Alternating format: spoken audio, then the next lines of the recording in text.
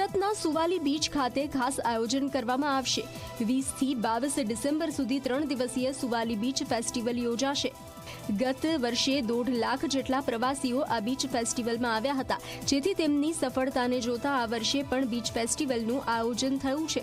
આ વર્ષે અહીં 3 લાખ જેટલા લોકો મુલાકાત લે તેવી શક્યતા છે।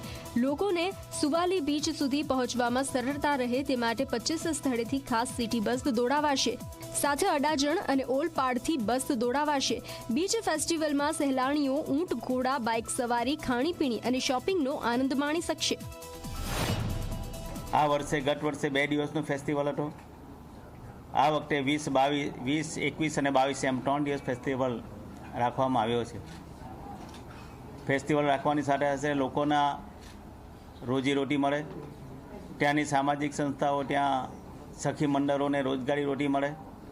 ગત વર્ષે આપણે 40 જેટલા સ્ટોલો રાખવામાં આવ્યા હતા, પરંતુ ત્યાંના લોકોની માંગ ઉઠીને આ વખતે અમે 100 જેટલા સ્ટોલો પણ કરવામાં આવ્યા છે।